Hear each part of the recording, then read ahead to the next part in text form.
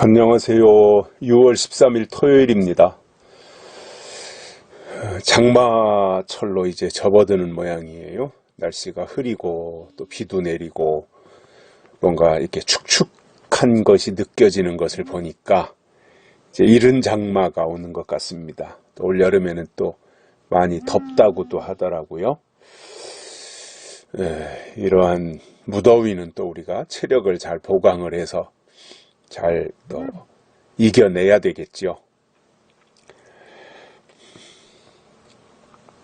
오늘 말씀은 에레미야 5장 1절입니다. 너희는 예루살렘 거리로 빨리 왕래하며 그 넓은 거리에서 찾아보고 알라. 너희가 만일 공의를 행하며 진리를 구하는 자를 한 사람이라도 찾으면 내가 이 성을 사하리라. 아멘.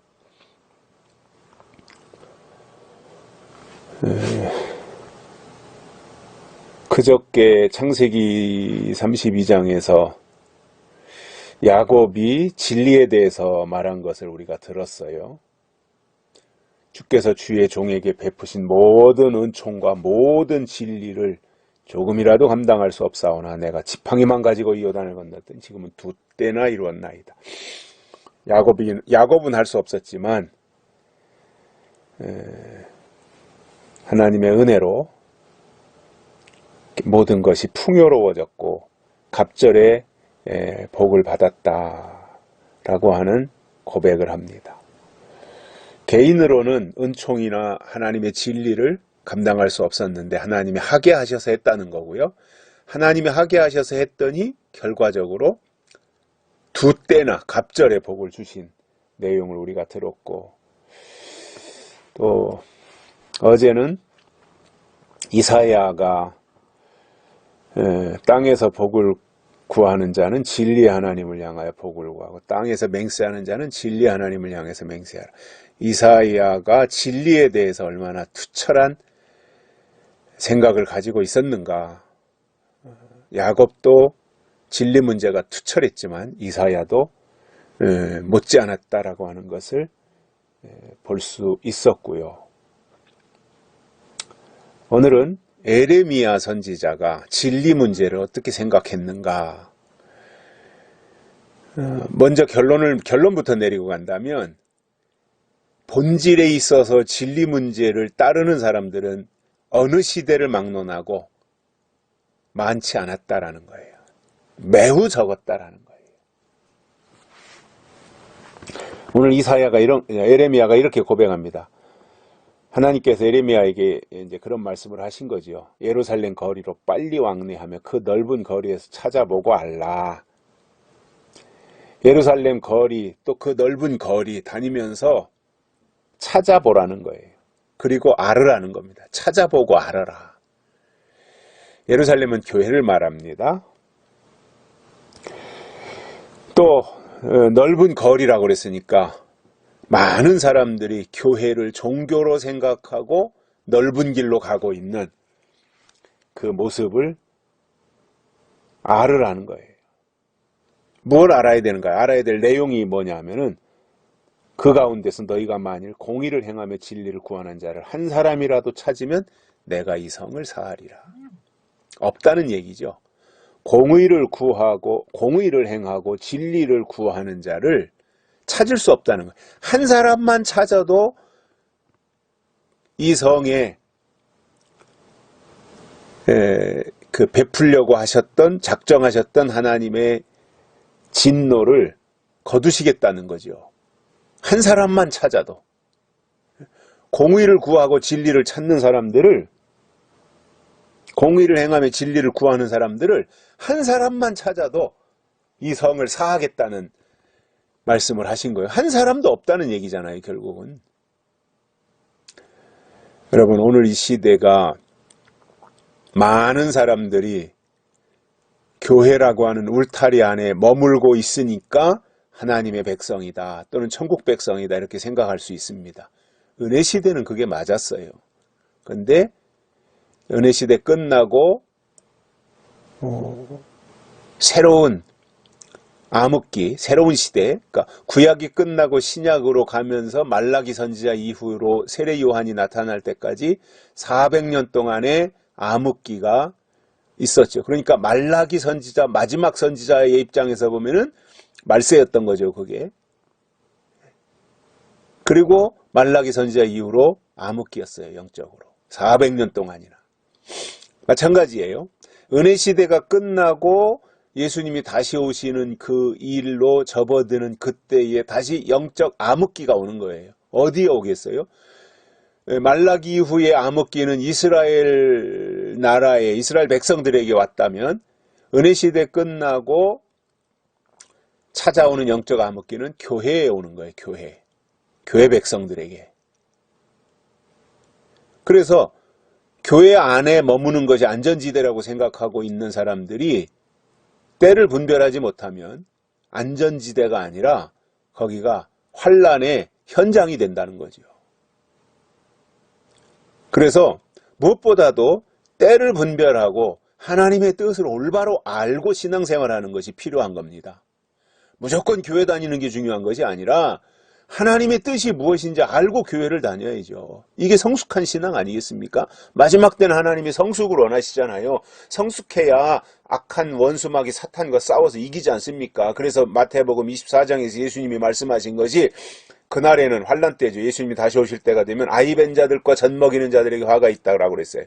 이미 장성에서 사탄과 싸워서 이기는 하늘의 군대로 만들어야 되는데 그때서 임신을 잉태를 하고 그때서 젖을 먹이고 있으니 언제 커서 사탄과 싸우겠냐 말이에요.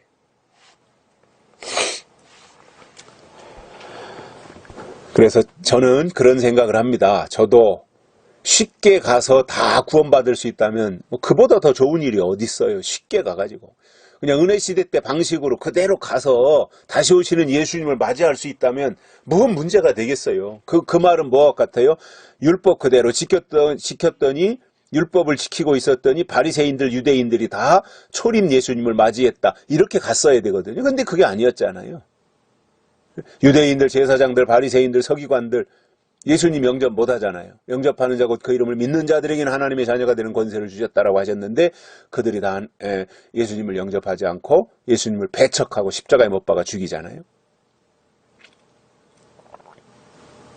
예수님이 다시 오실 때도 마찬가지예요. 그래서 때를 분명하게 알아야 되고 이 시대 하나님의 뜻이 무엇이냐를 알아야 돼요. 여기서 한 사람을 찾으신다라고 하잖아요. 하나님이. 어디에서요? 교회 안에서요. 예루살렘이 교회니까. 교회 안에서 한 사람을 찾으시는. 이 하나님의 심정이 어땠을까요?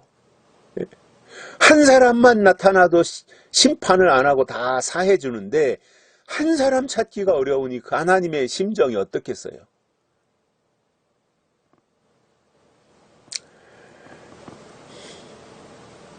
그냥 대충 예수 믿고 대충 교회에 등록카드나 제출하고 대충 그저 주일 예배 간신히 그냥 참석하고 그리고서 구원받는다면 뭐 저도 그렇다면 굳이 뭐 어려운 얘기하고 어렵게 가겠습니까?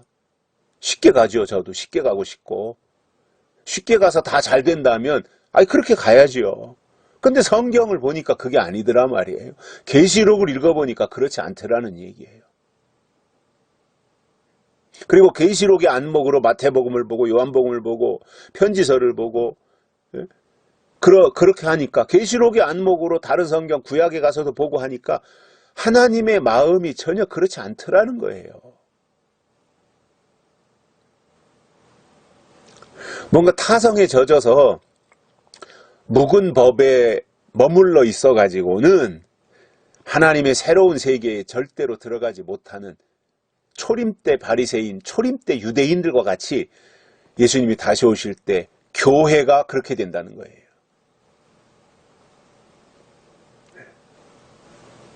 한 사람을 찾기가 어려운 거예요. 한 사람. 소돔과 고모라 성도 의인 10명이 없어서 결국은 유황불못에 심판을 당했잖아요. 의인 10명. 그러면 거기에 의인 5명 있었을까요? 의인 1명 있었나요?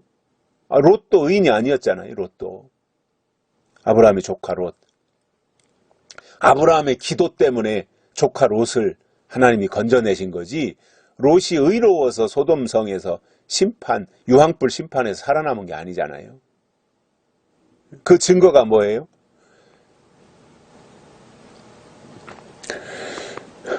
여러 가지 증거들이 있지만, 제가 오늘 그쪽 얘기는 안 하고요. 그러니까 소돔과 고모라 성에 의인 10명이 없어서 유황불로 심판을 당했는데 거기에 1명이 있었냐? 아니었다는 거죠. 오늘 이 시대 하나님이 교회를 심판하실 텐데, 심판의 대상이 교회인데, 교회이고 믿는 자들이, 성경을 준 자들이 성경에서 어긋났으니까 그들을 심판하는 거거든요. 약속을 줬는데 약속을 안 지켰으면 약속을 안 지킨 자들을 심판하는 거잖아요. 아니, 선수로 선발되어서 운동장에 가서 시합을 하고 경기를 하는데, 선수로서 법대로 하지 않으면 퇴장을 시키고 선수 자격을 박탈시키는 거거든요. 일반인들이야 그렇게, 선수가 아닌데, 선발이 안 됐는데 무슨 상관이에요? 일반인들이야. 선발된 사람들은 이제 예수 믿는다고, 세례 받았다고, 교인이라고 꼬리표 붙이고 하나님의 자녀라고 하는 사람들이 하나님의 법을 안 지키니까 그들이 심판당하는 건 당연한 거잖아요. 그런데 한 사람이 없더라는 거예요.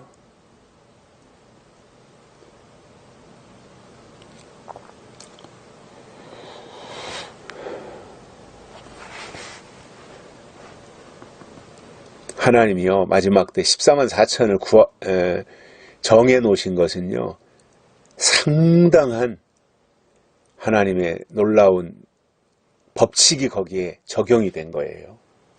그래서 은혜 시대는요, 120문도가 마가다락방에서 성령 받고 시작됐잖아요.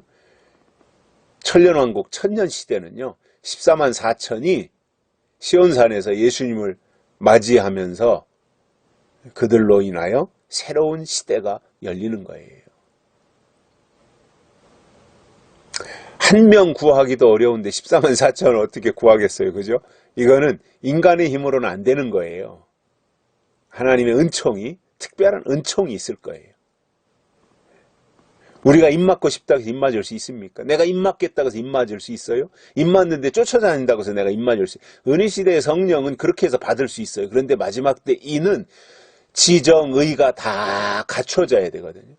지정의의 성경 지식, 하나님을 아는 지식, 그리고 신앙 인격, 이런 것까지 다 갖춰져야 되기 때문에 이게 될 수가 없는 거예요. 이 땅에서 인간의 지정의, 인간의 어떤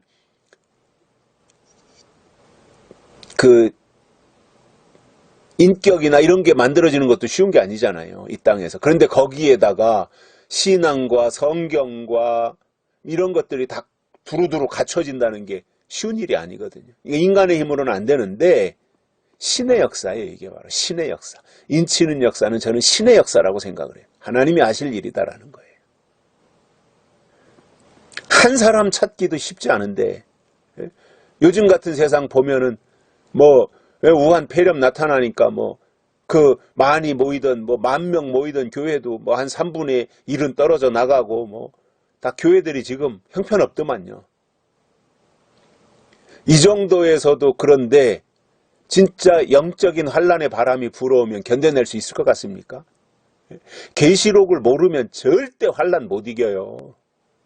환란이 뭔지도 모르는데 어떻게 환란을 이깁니까?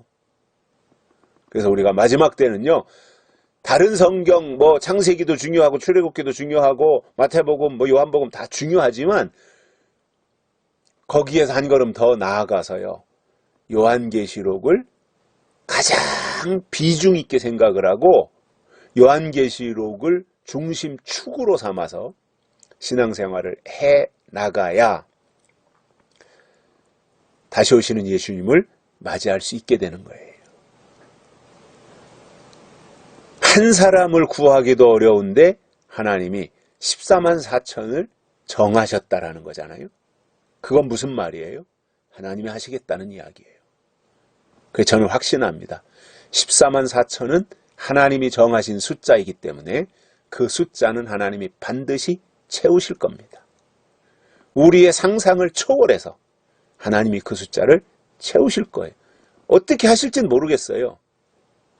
유튜브를 동원하실지 아니면 무슨 기독교 방송을 동원하실지 아니면 KBS 방송국을 동원해서 하실지 아니면은 미국의 CNN을 동원해서 하실지 그거는 방법은 잘 모르겠습니다만은 분명한 사실은 그 숫자는 하나님이 채우시는 숫자다. 그러니까 그것은 우리가 걱정할 바가 아니라는 거예요. 우리 할 도리만 제대로 하자라는 겁니다. 우리가 한 사람 한 사람이 이 말씀을 미리 깨달은 우리 한 사람 한 사람이 잘 견디고 잘 감당하고 잘 이기고 잘 극복하고 또 우리가 잘 성장하고 잘 자라나서 한 사람 한 사람이 하나님의 마음에 합당하게 되어진다면 하나님이 채우시고 하나님이 이루시는 역사를 우리가 볼 수 있다는 겁니다. 오늘 여기까지 하겠습니다. 고맙습니다.